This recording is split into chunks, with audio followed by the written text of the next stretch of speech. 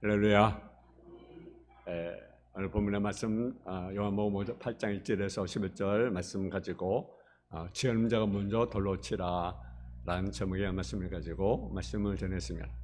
예수님의 공생 가운데 3년 동안 하신 일이 대표적인 것이 세 가지가 있습니다. 하나는 기도한 일이었다는 거죠. 기도한 일. 1절에 보니까 예수는 감난산으로 가시니라 라고 말씀합니다.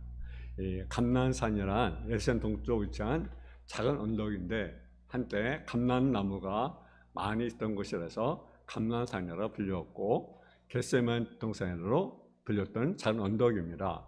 이 언덕에서 예수님은요 기도하기를 즐겨하셨습니다.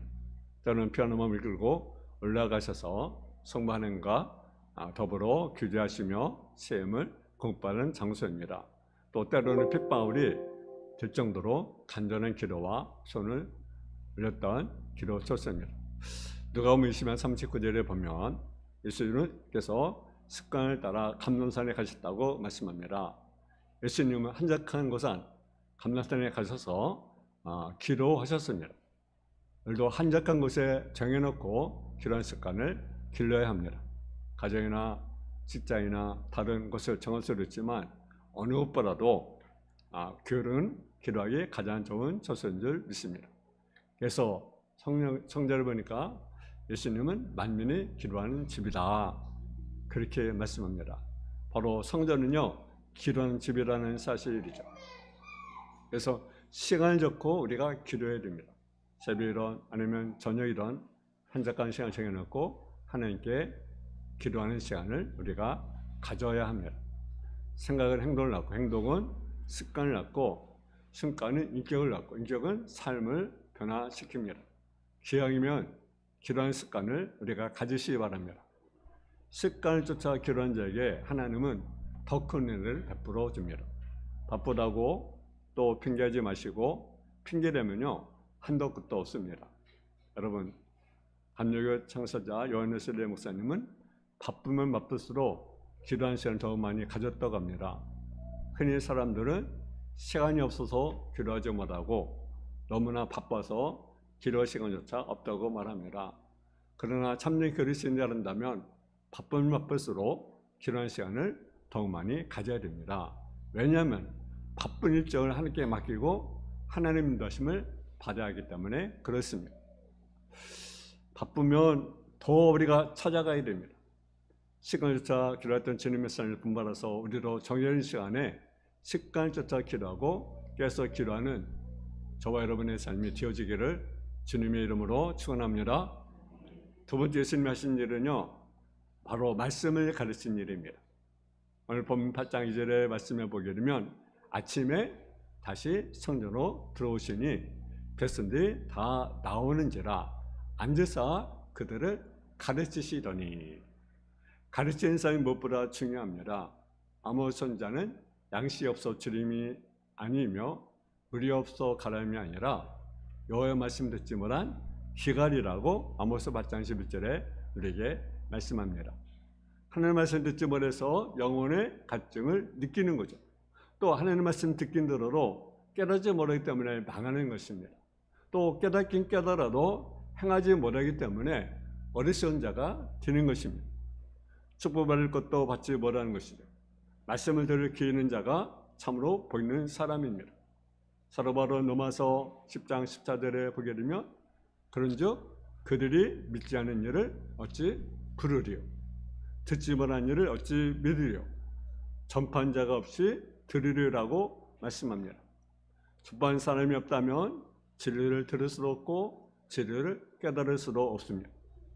예수님 때 오셔서 하늘나라에 대한 복음을 전파하시고 하나님 뜻을 가르치셨습니다. 성전과 희랑에서 산과 바닷가에서 혹은 길을 걸다가 언제든지 천국 복음을 가르치셨습니다. 우리에게도 이같은 삶인 줄 믿으시기 바랍니다.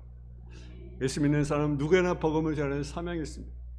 바라기는 우리도 전에 가르치는 이 사역을 본받아서 이들에게 예수를 소개하고 하나님의 말씀을 가르치며 살아가는 성도가 되기를 원합니다.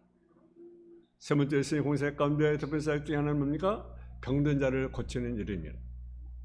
안진병이, 기머거리, 중풍병, 관절 들린 자, 귀신 들린 자, 온갖 각색 병을 가지고 나온 사람들을 주님은 한결같이 치료해 주셨습니다. 마가복음 17절에 보면 예수께서 이르시기를 건강에 의사가 필요 없고 쓸데없고 병대에 쓸데 있다고 우리에게 말씀하시고 내가 이를 부르는 것이 아니라 진을 부르러 왔다고 우리에게 말씀하십니다. 예수님은 약한 자와 병든 자, 소리 억압받는 자, 허물 많고 죄 많은 자를 구원해 주기 위해서 이때 오신 주님이십니다. 그러기에 우리는 아무리 내 모습이 부족할지라도 우리는 낙심해서는 안 됩니다. 도리어 부족하면 부족할수록 하나님의 은혜는 더욱 크게 나타날 것을 믿으시고 주님의 바라보는 믿음의 성도가 되기를 원합니다. 하나님 우리가 약할 때 우리에게 강함을 주십니다. 우리가 병들었을 때 또 나약할 때 하늘에게 찾아오셔서 우리에게 치료의 강선을 바라시고 셈과 영교와 회복의 은총을 부어주십니다. 이를 믿으시고 하나님만 의지하는 믿음의 성도가 되시기를 주님의 이름으로 축원합니다. 주님 오전에 오늘 한결같이 약한 자를 돌보시고 병들을 치료해 주십니다.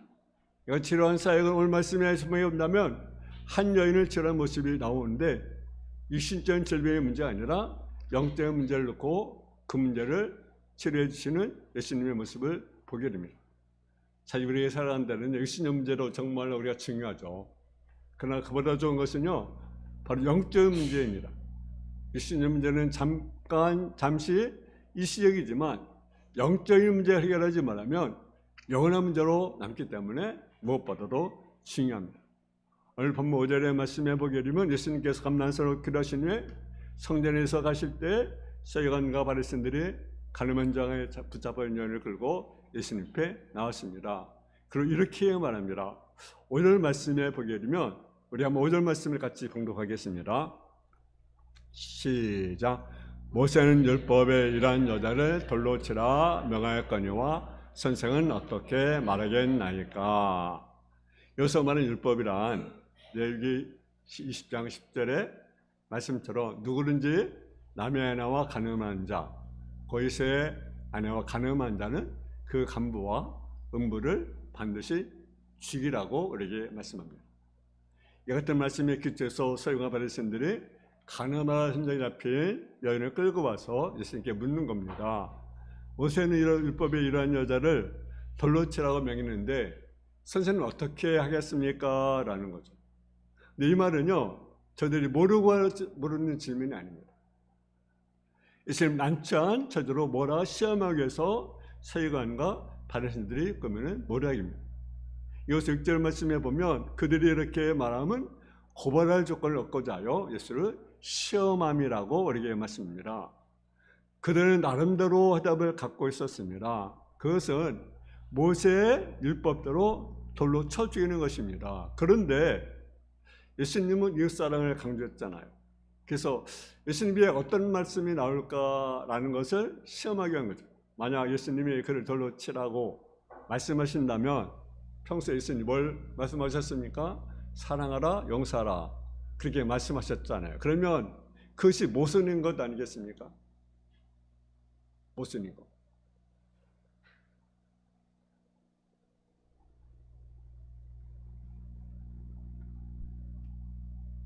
또 반대로 여인을 살려주라고 말하면 율법을 어기는 거죠. 왜 율법은 돌로 쳐 죽이라고 했습니까? 그래서 참 선제로 인정을 못 받는 꼴이 되기 때문에 이러지도 못하고 저러지도 못하는 난처한 상황에 모이게 된 것입니다. 참 치사한 거죠, 이것이. 한 여인의 불행, 약점을 믿기로 하여 이런 사람을 함정에 빠뜨리려 하는 치사하고 인간적인 모습 아니겠습니까? 우리는요, 다른 사람의 약점을 보고 다른 사람들의 잘못을 보고 그 사람을 허물하기 전에 먼저 나 자신의 모습을 우리가 보아야 합니다. 내 눈에 틀보가 있는데 먼저 내 눈 속에 있는 것은 못 보고 남의 눈에 틀을 본다면 잘못된 건 아니겠습니까? 자신의 지저분한 모습을 살아가면서 남이 더러운 모습을 흉본다면 이 또한 말이 되지 않는 말이고 의심을 지내지 않습니다. 그런데 먼저 우리 잘못의 모습을 돌이켜 보아야 합니다. 남의 행을 보기 전에 내 약점과 내 잘못과 내가 전 죄악을 먼저 살펴봐야 된다라는 거죠. 그러면요 결코 남을 정죄할 수가 없는 거죠. 돌로 쳐 죽여야 한다는 세간과 바리새인의 주장에 대해서 예수님은 자신의 생각을 좀 요약하기 위해서 또 사람들에게 좀 생각하는 신을 보내듯이 몸을 굽혀 손가락으로 땅에다 뭔가 쓰기 시작합니다. 그때 세간과 바리새인이 재촉합니다. 7절 말씀을 보면 그들이 묻기를 맞이 아니한지라 이때 일어나 이르시되 너희 중에 젊은 자가 먼저 돌로 치라 하시고, 너희 중에 젊은 자가 먼저 돌로 치라는 것입니다. 이 말씀은 무슨 의미겠습니까? 무슨 교훈이 있습니까? 첫째는요, 너희 중에 젊은 자가 돌로 치라는 말씀은 모든 사람이 죄인임을 깨닫게 하라는 거죠. 여러분, 죄 안 짓고 사는 사람은 이때 아무도 없어요. 난 죄가 없다, 난 죄인이 아니다, 나는 말하는 사람이 있다 한다면요, 자기 양심을 속이는 사람인 것입니다. 마가복음 7장 21절 23절에 보니까 사람의 죄가 지적합니다. 속에서 곧 사람 안에서 나오는 것, 악한 생각, 곧 음란과 도둑질과 살인과 간음과 탐욕과 악독과 속임과 음탕과 질투와 비방과 교만함과 음해함이니, 이 모든 악한 것이 속에서 나와서 사람을 더럽게 하느냐. 마음속에 간직하고 있는 더러운 생각, 욕심까지로 죄라고 한다면 이 땅에 죄인한 사람이 한 사람도 없는 것입니다. 나는 사람 해치지 않았으니까, 나는 감옥 갈 정도가 또는 그런 도둑질을 안 했으니까 난 죄인이 아니야라고 생각하지 마십시오. 우리 마음속에 있는 악한 생각이 바로 죄이고, 사람 마음이 본래부터 악할 뿐이라고 성경은 우리에게 말씀합니다. 우리가 생각하는 죄는요, 오늘 말씀에 나오듯이 간음하다가 현장에 붙잡힌 여인처럼 현행범은 죄인인 것으로만 생각합니다. 그러나 드러난 죄보다 드러나지 않는 죄가 더 무섭고 더 많다는 사실을 우리가 기억해야 됩니다. 여러분, 북극과 남극의 주변에는 산처럼 커다란 얼음덩이가 바다에 둥근 떠 있습니다. 이것을 우리가 빙산이라고 말을 합니다. 작은 것은 몇 미터밖에 안 되지만 큰 것은 높이가 자그마치 50m, 60m. 주위는 100km나 되는 엄청난 빙산도 있다고 합니다. 근데 빙산이 바다에 떠 있는데 바다에 드러나 보이는 빙산 크기보다 그 아래 잠겨있는 빙산은 이보다 6배, 7배 더 많다라는 거죠. 그래서 흔히 어떤 범죄를 드러나면 그걸 뭐라 합니까? 빙산의 일각이다. 겉으로 드러난 죄보다 어르신의 감춘 죄가 더 크고 더 무섭고 더 많다는 사실을 우리가 인정해야 된다는 거죠. 그러면 남의 죄를 비판하기 전에 우리 자신의 죄를 먼저 생각하고 하느님 앞에 통하는 마음을 우리가 가져야 된다는 거죠. 주님께서 이 같은 말씀 한마디 깨닫게 해주셨습니다. 그래서 너희 중에 젊은 자가 먼저 돌로 치라. 여러분, 과연 지가 없다고 말할 자가 누가 있겠습니까? 그들만 죄인입니까? 그 앉아있는 바리새인들, 서기관들 모든 사람도 다 죄인입니다. 저도 역시 죄인입니다. 여러분들 모두가 다 죄인입니다. 드러내지 않았을 뿐입니다. 우리 속에 음란한 죄, 간통의 죄, 도둑죄, 살인죄, 악독, 석연죄, 탐심, 부모 회역죄, 이루할 수 없이 수많은 죄가 있지 않습니까? 우리는 남에게 돌을 던지기 전에 먼저 우리 자신을 돌아보는 모습이 되어야 됩니다. 그리고 나의 죄를 인정하고 주님 앞에 난 죄인이라 고백하는 저 여러분의 삶이 되기를 주님의 이름으로 축원합니다. 두 번째는요, 너 중에 젊은 자가 돌로 치라는 말씀은 예수님에 대한 사랑의 모습이 담겨있는 말씀이라는 사실입니다. 가나안 현장에 붙잡힌 여인의 모습 한번 생각해 보세요. 옷이나 제대로 입었겠습니까? 간비에 붙잡힌 현장에 뺨했으니 옷도 입는 만도 그저 가릴 때만 가리고 개 끌려오듯이 끌려왔을 것입니다. 그리고 오면서 얼마나 많은 욕을 들었겠어요. 때로 어떤 사람 돌로 아마 쳤을지도 몰라요. 따가운 질제 순종을 받으며 왔을 것이고, 어쩌면 오면서 여러분 심적으로 말도 못할 지경이었을 것입니다. 두렵고 무섭고 자신의 잘못이 돌이킬 수 없는 죄가 되었다는 사실을 깨닫고 후회가 막심했을 것입니다. 이제 그 여인은 수많은 사람들 앞에 돌아마다 죽음을 기다리는 운명에 놓이게 되었습니다. 이건 한마디로 말하면 상한 심령이었습니다. 10편 50편 17절에 보면 하나님이 구하시는 자세는 상한 심령이라. 하나님이여 상하고 정하는 마음을 주께서 멸시하지 아니하리이다. 예수님은 그 여인의 상한 심령을 해결해 주셨습니다. 마음이 상했다는 말은 어떤 뜻입니까? 많이 썼다는 말은요, 이런 뜻을 가지고 있습니다. 부서지다, 망가진, 깨진, 끊어진, 찢긴, 찢어진, 부러진, 꺾이는 뜻을 가지고 있습니다. 여러분, 꽃병이 깨지듯이, 다리가 부러지듯이, 서로의 급한 용기가 옷이 가지가 찢어지듯이 깨지고 부서지고 찢어진 상태를 가리켜 마음이 상한 상태라고 말을 합니다. 오늘 봄에 나오는 가늠하라 현장에 붙잡은 여인은 바로 이와 같은 상한 심령이었습니다. 부서지고 망가지고 깨지고 찢기고 상하여 무엇을 의지할 것이 없는 그런 자였습니다. 그런데 예수님께서 이 상한 심령을 돌아보셨습니다. 율법에 따라서는 죽어 마땅한 죄인이지만 예수님은 그 죄를 율법으로 판단하지 않으시고 사랑으로 감싸 주셨습니다. 우리에게 이와 같은 은혜를 주신 줄로 믿습니다. 예수님은 상한 심령을 싸매 주시고 신음하는 자들의 부름을 들으시고 통회하는 자의 멸시하지 아니하십니다. 상한 입은 자를 부르켜 안으시고 깨끗이 해주시는 주님인 줄 믿으시기 바랍니다. 그래서 우리는 예수님의 위대한 사랑을 다시 한번 엿볼 수 있습니다. 여정의 점자가 먼저 돌로 치라 이 말씀을 하시고 예수님은 다시 땅에 앉아 손가락 무엇인가 씻었습니다. 너희 중에 체험자가 먼저 돌로 치라 이 말씀을 듣고 그렇게 기고만장했던 서기관들과 바리새인들 그리고 그 주변에 들어서 가늠한 자에 붙잡힌 여인들을 향해서 손가락질을 하며 비난했던 정례들을 군인들이 양심의 가책을 받아 하나씩 둘씩 자리를 떠나기 시작합니다. 오늘 본문 9절 말씀을 보시면 우리 한번 9절 한번 다시 한번 읽겠습니다. 8장 요한복음 8장 9절입니다. 시작.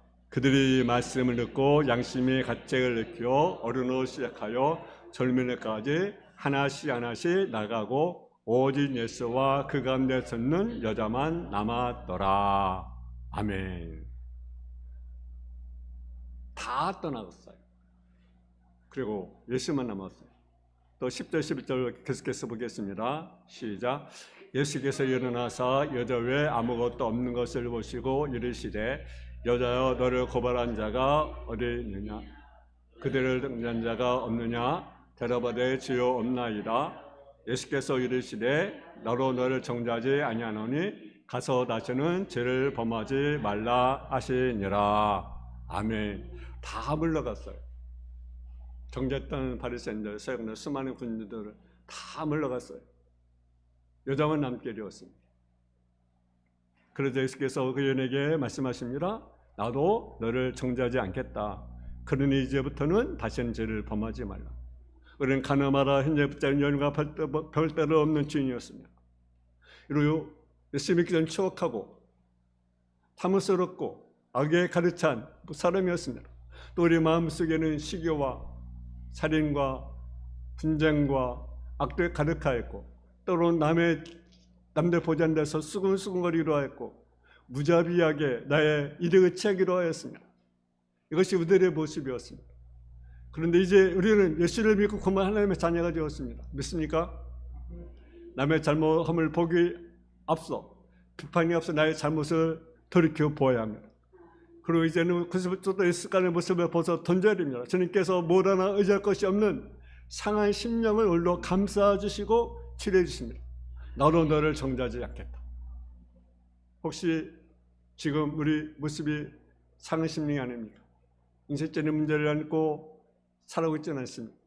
도저히 해결이 보이지 않고 그저 답답하고 암담하고 또 어딘가 하소연할 수도 없고 그래서 죽을 맛 서로 살아오고 있지는 않습니까? 비탄에 삼기고 낙담하고 시리에 빠져있을 때 예수님 우리 곁에 다가오십니다. 그러면서 저는 말씀하십니다. 수가 보고 짐자들아 다 되게 하라. 내가 너희를 쉬게 하리라. 우리 영혼의 거처가 되신 주님만 의지하고 주님 앞에 엎드려 성도가 되시기 바랍니다. 그러면 주님께 우리의 상한 심령을 싸매 주시고 감싸 주시고 치료해 주시고 새 소망을 북돋아 주실 것입니다. 많은 사람들은 율법으로 다른 사람을 판단합니다. 다른 사람들을 정죄하지만 예수님은 사랑을 간직하는 자는 사랑으로 모든 것을 감싸 주십니다. 예수님 제약된 세상을 구원하기 위해서 이 땅에 오셨습니다. 너희를 부러우는 것이 아니라 죄를 부르러 왔다고 말씀하셨습니다. 건강의 사가 필요 없을 때 있고 병자에 쓸 때 있다고 말씀하셨습니다. 예수님 영적으로 병든 모든 죄를 부르러 오셨고 죄를 구원하기 위해서 십자가에 피 흘려 죽으셨습니다. 예수님은 위대하신 사랑이십니다. 죽기까지 우리를 사랑하신 그 사랑 때문에 우리가 믿음으로 구원을 받았고 예수님의 사랑 때문에 우리는 영원한 천국에 들어가게 되었습니다. 사랑하는 성도 여러분, 율법에 얽매여 형식과 미신에 빠지지 마십시오. 또 강박한 세상 속에 남의 불행과 약점을 미끼로 삼아서 남을 쉽게 판단하거나 정죄하지 마십시오. 우리 중에 점자가 어디 있습니까? 바라기는 주님이 우리의 참된 사랑을 우리를 작은 가슴에 품고 내 이웃을 사랑하고 직접 피어난 영혼을 의뢰해주는 부상 영혼들을 위해서 끊임없이 기도하는 성도가 되길 바랍니다. 나같이 볼품없고 연약한 자를 구원해 주셔서 하나님 자녀심을 감사하고 우리도 이웃을 사랑하며 그들의 몸을 덮어주고 감싸주고 용서해준 자가 되어서 하나님의 삶을 밝게 드리는 저와 여러분의 삶이 되어지기를 주님의 이름으로 축원합니다. 하나님 아버지 하나님, 은혜와 사랑을 감사함을 드립니다. 현장에 가난으로 잡힌 여인, 그러나 주님은 그를 정죄하기보다는 그를 사랑해 주었던 사실을 보게 됩니다. 우리가 남의 허물을 보기 전에, 남의 잘못을 지적하기 전에 먼저 우리 자신을 돌아보고 우리 자신을 바라보고 살피는 삶의 모습이 되게 합시고 우리가 정말로 진정한 또 사랑을 우리가 실천할 수 있는 성도의 삶으로 덧입어 주옵소서. 예수님의 이름으로 기도했습니다. 아멘.